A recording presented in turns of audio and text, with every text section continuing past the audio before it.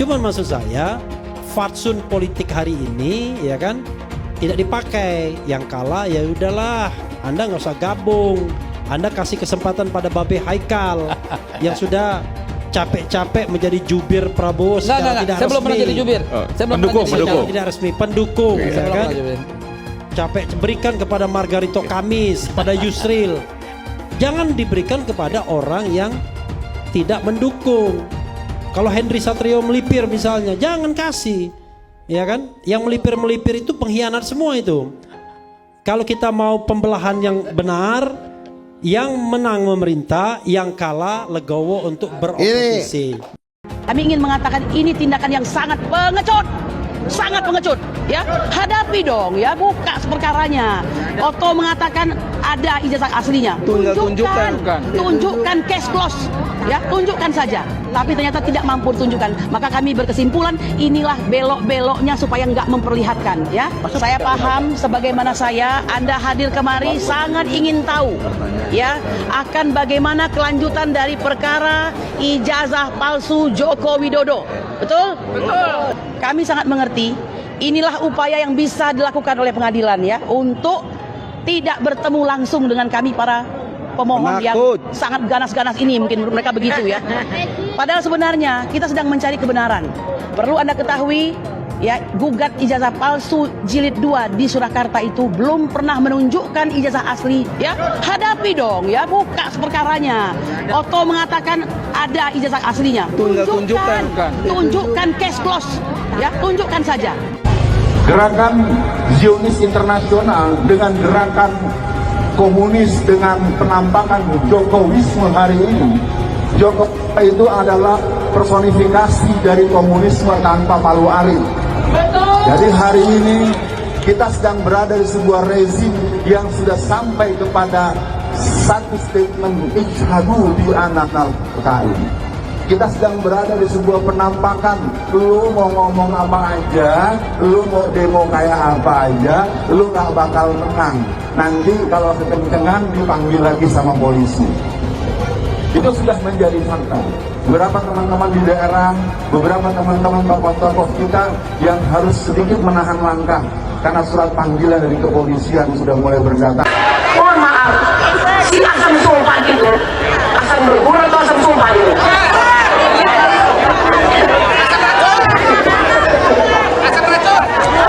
Tidak mewakili anak muda. MUI mengatakan anak muda itu wakilnya bukan anak-anak sultan. Sultan apa? Sultan Andara gitu, yang uangnya triliunan, bukan. Seharusnya anak muda itu adalah anak petani, anak nelayan, anak-anak yang berada di bawah garis kemiskinan, tapi mereka pintar, tapi tidak punya biaya. Itulah yang seharusnya diperjuangkan. Kita doakan anak cucu keturunannya dimaafkan oleh Allah. Takbir, takbir, takbir. Omong-omong, udah kedengeran mungkin. Ada katanya juga apa yang 5 paket. Omong-omong, hakim ini sudah ada yang 5 paket. Makanya kita berdoa, aminkan bersama, andaikan hakim ini menerima suap daripada penguasa, Allah hancurkan sehancur-hancurnya. Allah luluhkan keluarganya. Allah hancurkan bangsa. Negeri ini tidak baik-baik saja. Kita seperti naik di dalam kapal yang lubang, sebentar lagi akan tenggelam. Kapan lagi kita mau ditenggelamkan oleh orang-orang yang tidak bertanggung jawab? Naudzubillah. Saya Hilda Basalama menyerukan untuk semua simpul dan semua kepedulian untuk bangsa ini. Kapan lagi menyerukan hadir ke MK sebagaimana situasi dan kondisi pada saat kita di JIS. Tidak ada waktu lagi. Kapan lagi kita mau berjuang untuk negeri ini? Kita harus melawan rezim yang kelewat batas. Naudzubillah, kapan lagi kita mau berjuang untuk anak cucu kita? Dan semua ini terjadi karena pemimpin negara dalam hal ini Jokowi adalah biang keroknya. Jokowi adalah pengkhianat bangsa ini. Dia pengkhianat karena dia semenjak wali kota, gubernur DKI Jakarta dan presiden 2 periode dan anak sama mantunya semua didukung oleh PDIP Perjuangan. Tapi kenyataannya dia mencundangi PDIP Perjuangan dan mendukung Prabowo yang notabene 2 periode Prabowo melawan dia. Saya dari Sampang Madura, demi Allah, saya tumpah itu semua. Seandainya bukan bulan puasa, polisi, saksikan saya orang Madura. Andai bukan bulan puasa, saya sebelah semuanya itu. Paham Madura? Saya bukannya tidak tahu yang ada di negara ini. Saya paham karena saya rakyat kecil. Di Madura cuma sampai karena saya bertekad berjuang teguh untuk memenangkan Anies Rashid Baswedan tanpa sombong. Dan saya kesini ngongkos sendiri, saudara. Perjalanan 1 malam, 1 hari 1 malam. Ngongkos sendiri, beda dengan yang di sana. Indonesia tanpa Jokowi! Indonesia tanpa Jokowi! Indonesia tanpa Jokowi! Mengapa saya katakan demikian?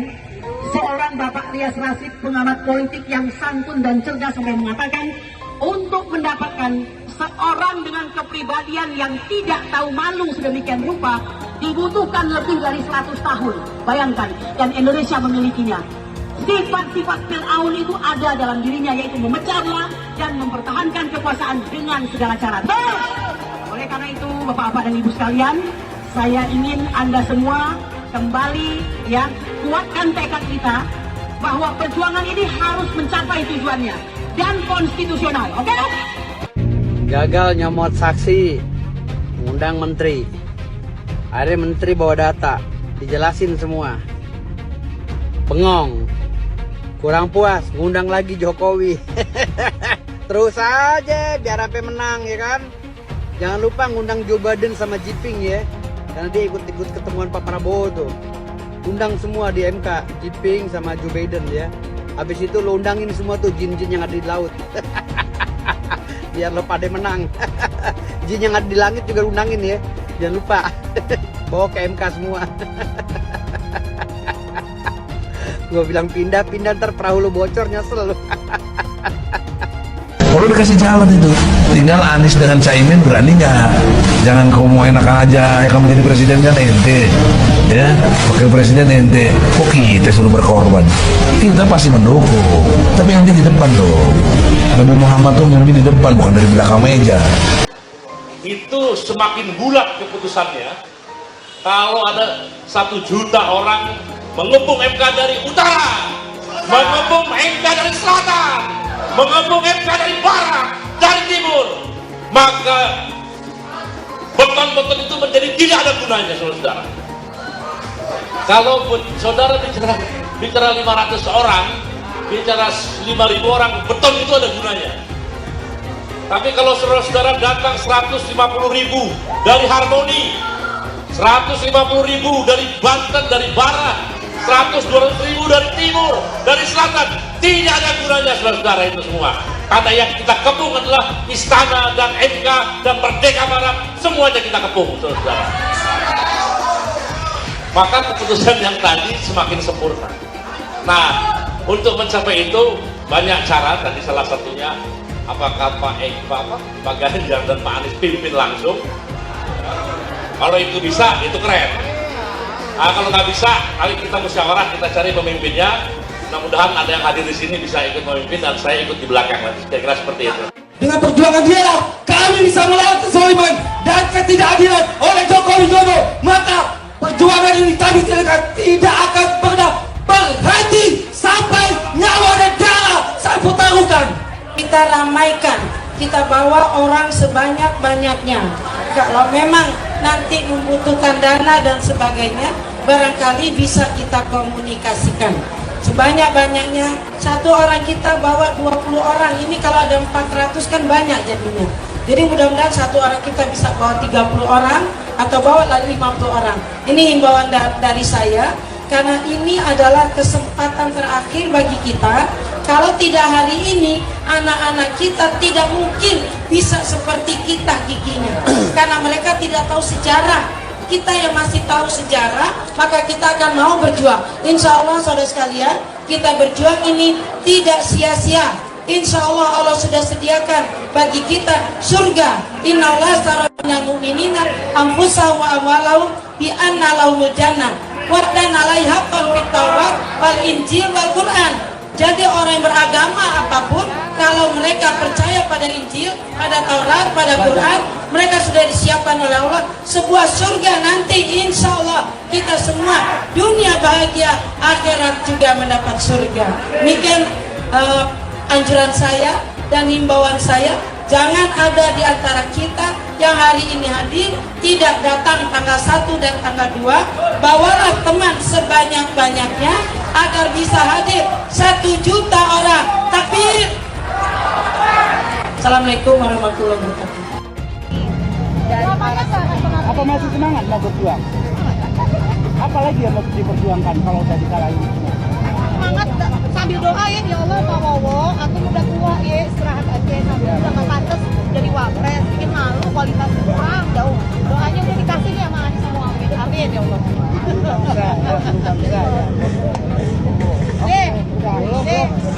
Apa lu? Baterai lu udah kasih banyak. Saya masuk dalam tim hukum nasional Anies Baswedan. Saya tidak mewakili THN. Tapi kalau Anda tanya kepada saya pribadi, apa yang akan saya lakukan terhadap keputusan saya dengan ini mengatakan, sudah selayaknya 01, 03 mulai hari ini menolak segala bentuk kecurangan dan hasil pemilihan seandainya KPU yang biadab ini akan menyebutkan bahwa pemenangnya adalah 02. Betul? Hari ini, mulai hari ini, nyatakan tidak diterima. Lihat betapa kurang ajarnya KPU. Kita datang, mereka beri barikade. Inikah yang disebut dengan negara demokrasi? Ini pemilu yang paling brutal, pemilu yang tidak bisa dipertanggungjawabkan angka-angkanya. Karena itu, jangan bicara angka lagi, jangan bicara berapa yang kita dapatkan lagi. Yang kita harus lakukan adalah kita bubarkan pemilu ini. Kita minta diskualifikasi calon yang curang. Kita minta pemungutan suara ulang. Hanya di antara calon-calon yang tidak curang. Potong bebek angsa masak di kuali, gagal berkuasa nyalahin Jokowi. Demo ke sana, demo ke sini, la la la la la la la la la la.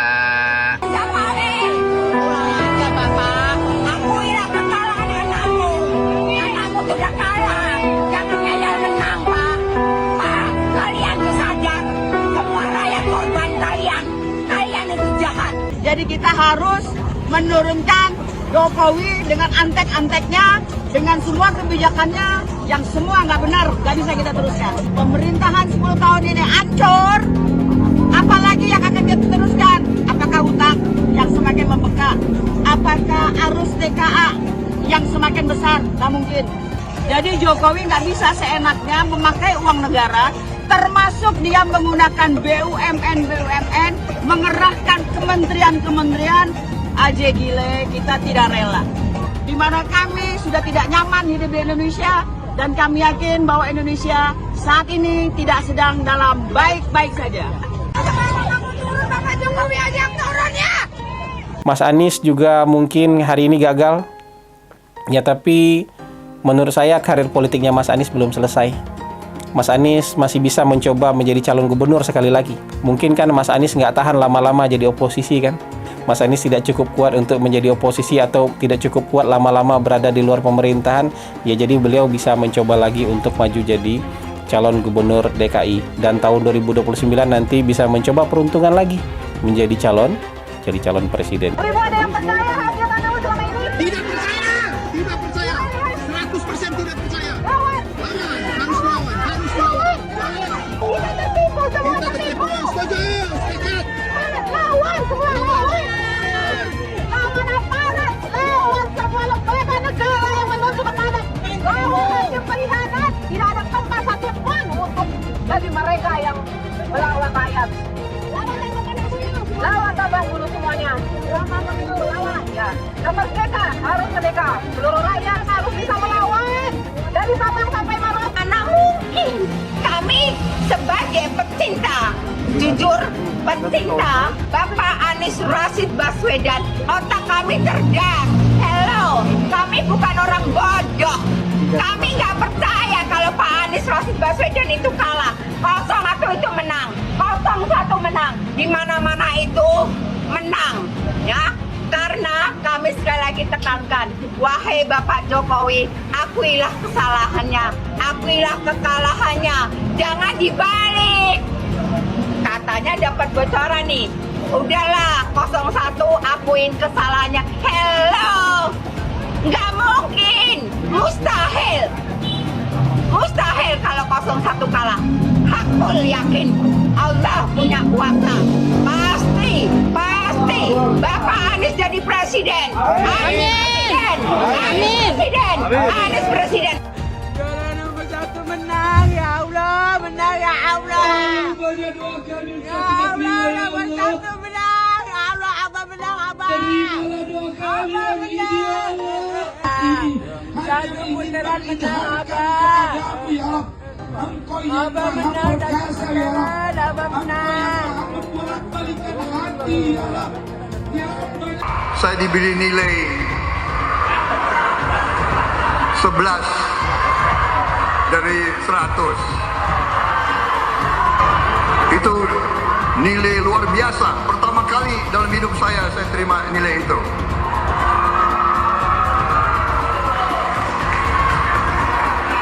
Dari orang yang saya beri kebaikan. Disampaikan oleh Mas Anies, sebagian besar yang disampaikan oleh Pak Ganjar itu kebohongan, itu fitnah. Saya lanjut ke Pak Anies dan ini paling banyak bohongnya. Ya, paling banyak bohongnya. Ini bengis sekali nih pernyataan. Ya, bengis dan jahat. Hanya untuk tujuan menjatuhkan Pak Prabowo, kemudian menggunakan data palsu dan bohong. Dan publik itu sudah mendengarkan pernyataan bohong itu. Dan sebagian publik itu sudah mengkonsumsi pernyataan bohong itu. Dan itu berbahaya. Itu pernyataan bohong yang luar biasa. Terkait dengan pertahanan, berapa skor yang Bapak berikan atas kinerja Kementerian Pertahanan yang dipimpin oleh Bapak Prabowo? Silakan Pak Ganjar. 5 cukup. Skornya justru di bawah 5, Mas Ganjar. Kalau 5 itu ketinggian, Pak Ganjar. Terima kasih, Pak Ganjar. Anies gak usah takut. Disebut aja angkanya berapa gitu. Kayak saya gitu loh. Jangan di bawah 5, sebut aja berapa. 11, Mas. Dari 100. Saya mensyukuri kenapa kalah, kenapa ditahan. Saya bersyukur atas itu semua. Saya coba bayangkan ya, kalau seandainya waktu itu kita menang gitu ya, hari ini belum tentu kita bisa nikmati seperti ini. Kita bersyukur 5 tahun Tuhan izinkan kasih ke orang yang pintar ngomong untuk kerja. Coba kalau kita bayangkan gitu ya, kalau kemarin saya masih jadi gubernur, ini saya udah turun ini. Tapi yang pintar ngomong itu dikira orang hebat kan? Ini lebih berbahaya tahun 2024. Langsung ketahuan karakternya. Langsung ketahuan itu. Di saya juga ada kutipan Pak di kamar saya Pak. Tulisannya, Jakarta telah mengambil keputusan yang fatal. Jangan hanya konsentrasi pada pembangunan benda-benda mati yang indah difoto dan bisa ditunjukkan dalam 5 tahun hasilnya. Kalau kita mau menilai sebuah janji, maka lihat janjinya atau lihat kenyataannya. Dulu janjinya apa ya? Dan ini aneh, betul-betul aneh. Ini bukan kampanye, tapi saya sampaikan sini. Di satu sisi menyiapkan jalur-jalur air untuk dikirim ke laut, di sisi lain di lautnya dipasang dengan pulau reklamasi, tinggal tunggu waktu jadi rob, air balik. Dan ini melawan sunnatullah. Kenapa? Air itu turun dari langit ke bumi, bukan ke laut.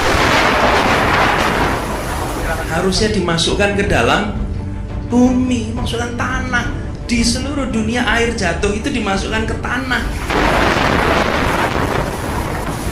Bukan dialirkan pakai gorong-gorong raksasa ke laut.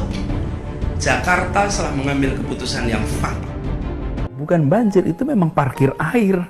bukan banjir, itu memang parkir air. Masyarakat berkeliling dengan membawa toa untuk memberitahu semuanya, termasuk sirine. Ibon 82 miliar. Apa alat transportasi yang dimiliki oleh hampir setiap orang? Alat transportasi yang dimiliki semua orang adalah kaki. Kalau seandainya orang Jakarta percaya Pak Anies jadi gubernur pun, saya berani jamin kok dia akan lakukan normalisasi yang sama seperti saya lakukan kok. Gak usah bohong lah. Tapi ketika air sampai di muara, maka siap untuk dipompa ke laut. Pancasila Soekarno, ketuhanan ada di pantai. Anak Tuhan dari mana? Kalau Yesus anak Tuhan, bidangnya siapa? Besok di seluruh wilayah Indonesia kami katakan Iblis hanya menggoda orang yang beriman. Makanya jarang-jarang orang kafir kerasukan setan. Yang kerasukan setan itu orang baik-baik.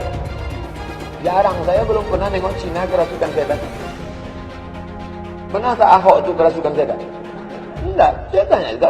Karena sesama setan jarang saling menggoda. Karena di salib itu ada jin kafir. Karena di salib itu ada jin kafir. Karena di salib itu ada jin kafir. Haleluya. Kepalanya ke kiri apa ke kanan? Kepalanya ke kiri apa ke kanan? Tetap percaya salib itu lambang mulia, bukan jin. Kok ketawa? Aku nggak nyindir siapa-siapa loh. Saya nggak pernah mundur untuk kebenaran, keadilan, kejujuran. Dan peri kemanusiaan, gue nggak pernah mundur. Dan gue nggak pernah takut juga sama lu. Siapapun yang rasis, gue akan hadapin. Gue bilang. Karena rasis itu tidak berperi kemanusiaan. Sama saya ditanya dulu kan, kamu nyesel nggak statement kamu di Pulau Seribu sehingga masih masuk penjara? Tidak pernah nyesel, karena saya mengatakan kebenaran. Relawan Anies yang mayoritas pengasuh khilafah seperti kadrun FPI dan HTI ingin melengsarkan Pak Jokowi. Dengan menggunakan politik identitas, relawan Anies akan menggulingkan Jokowi. Tapi pendukung Anies lupa bahwa 82% penduduk Indonesia suka dengan kinerja Pak Jokowi. Ingat, di belakang Anies ada ormas pengasuh khilafah seperti FPI, HTI, PA212.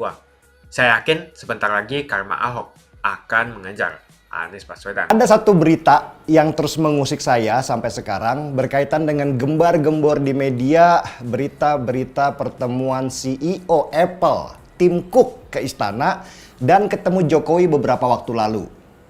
Yang saya miris, berita Apple akan investasi di Indonesia ini begitu meriah, mirip seakan-akan Indonesia jadi juara dunia. Semua memuji-muji pemerintah yang dianggap sebagai pondasi kesuksesan menarik Apple, brand dunia, untuk investasi di Indonesia. Berkaitan dengan rencana investasi Apple di Indonesia yang katanya nih nilainya sampai 1,6 triliun rupiah. Ternyata hari ini dibantah sendiri oleh Bahlil, Menteri Investasi. Sampai sekarang belum ada satupun proposal pengajuan Apple yang tertarik untuk investasi di Indonesia. Malah yang ada, yang rame adalah berita dari luar bahwa Apple tertarik investasi di negara Vietnam dengan nilai yang jauh banget dengan yang kemarin digembar-gemborkan media kita. Bukannya nggak bangga dengan Indonesia, tapi kita harus mulai bisa mengukur diri kita dan mencari di mana letak salahnya sehingga negeri ini bukan menjadi tempat target investasi dari brand-brand internasional. Bandingkan dulu aja lah dengan Vietnam, negara yang populasi penduduknya kalah besar dengan negara kita, bahkan kalah dengan jumlah total penduduk di Pulau Jawa. Ini miriplah ketika Luhut Binsar Panjaitan dulu bicara di media bahwa Elon Musk mau investasi Tesla di Indonesia. Kita begitu riang gembira dan akhirnya kecewa karena Elon Musk ternyata lebih memilih Malaysia. Beberapa media yang mungkin sudah dibayar menggembar-gemborkan pertemuan CEO Apple itu dengan Jokowi berhasil membuat Apple akhirnya investasi di Indonesia dengan nilai sebesar 1,6 triliun rupiah. Tahu berapa rencana nilai investasi Apple di Vietnam? 256 triliun rupiah. Bandingkan nilainya dengan gembar-gembor Apple akan investasi di Indonesia dengan nilai cuma 1,6 triliun rupiah saja. Seperti bumi dan langit. Vietnam pasti ketawa mendengar angka rencana Apple investasi di Indonesia. Udah gitu nggak jelas lagi kapan investasinya. Dan mirip dengan Cina, ekonomi Vietnam terus tumbuh sejak mereka mereformasi ekonomi mereka di tahun 1986. Dan sejak reformasi ekonomi itu, kepercayaan dunia internasional meningkat. Investor banyak datang dan membangun industri dan perusahaan manufaktur di sana. Catat aja coba, brand-brand terkenal yang membangun pabriknya di sana. Ada Adidas, ada Nike, ada Samsung, dan banyak lagi. Vietnam yang kita tahu adalah negara yang sempat terbelah ketika terjadi perang Amerika dan Uni Soviet yang sekarang bernama Rusia. Kita tahulah itu dari film-film perang buatan Hollywood seperti Rambo, di mana akhirnya perang saudara Vietnam itu dimenangkan oleh komunis. Hanya ada satu partai di Vietnam, mirip dengan Cina. Dan penduduk Vietnam dilarang bicara apapun tentang politik karena itu adalah wilayah pemerintah. Rakyat hanya diperkenankan bicara tentang ekonomi saja. Vietnam pintar mengambil keuntungan dari perang dingin Amerika dan Cina dan menawarkan negara mereka untuk dijadikan pabrik dari brand-brand terkenal dunia. Vietnam ini jauh lebih siap secara infrastruktur daripada negara kita. Bukan hanya infrastruktur fisik seperti jalan dan lain-lainnya. Juga tenaga kerja yang mudah dan murah. Serta jaminan tidak ada permasalahan dengan buruh yang menghambat produksi seperti yang sering terjadi di Indonesia. Juga nggak ada masalah politik dan perizinan yang bulat dan korupsi di sana. Suhu politik di Indonesia yang tidak pernah turun, selalu panas karena selalu ada manuver-manuver dan korupsi yang nggak habis-habis malah semakin besar, membuat negara kita sepertinya makin ketinggalan jauh.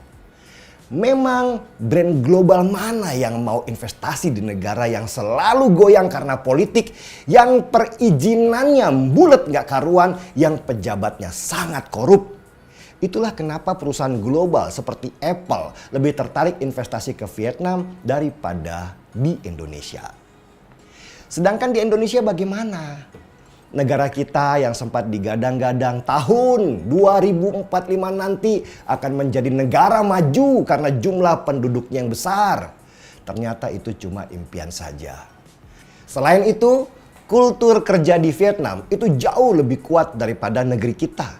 Di mana siswanya di sana banyak menghabiskan waktu luangnya di perpustakaan, bukan di jalanan dan tawuran atau balap motor liar atau joget-joget TikTok ala Indonesia.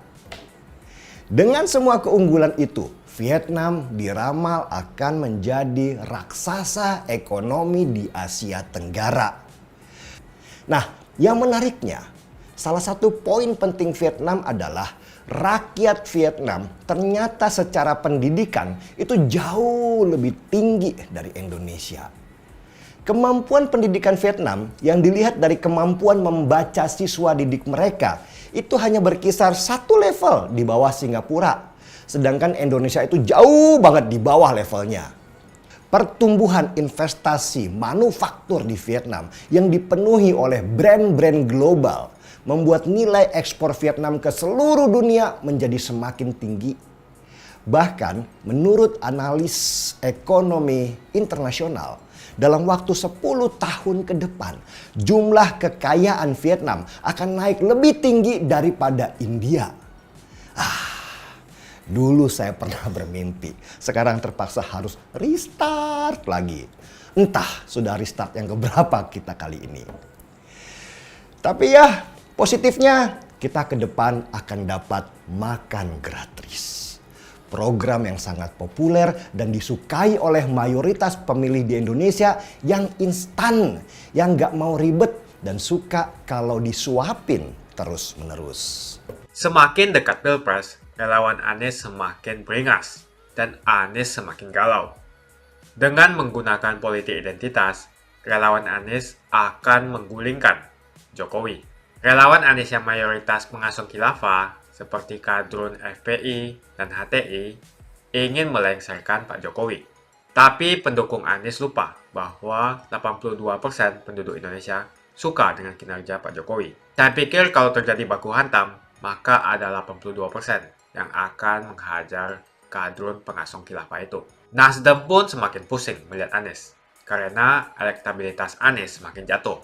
Dan banyak kader-kader Nasdem terjerat kasus korupsi, seperti belakangan kasus korupsi BTS. Kasus korupsi 8 triliun yang dilakukan oleh kader terbaik Nasdem yaitu Johnny G. Plate ini sangat menghantam Partai Nasdem, Menteri dari Kementerian Pertanian, di mana ini juga adalah dari Partai Nasdem. Apalagi belakangan ada 120.000 kader dari Partai Nasdem pindah ke Partai Perindo. Semenjak Nasdem mengusung Anies, banyak sekali petaka yang diterima oleh Nasdem.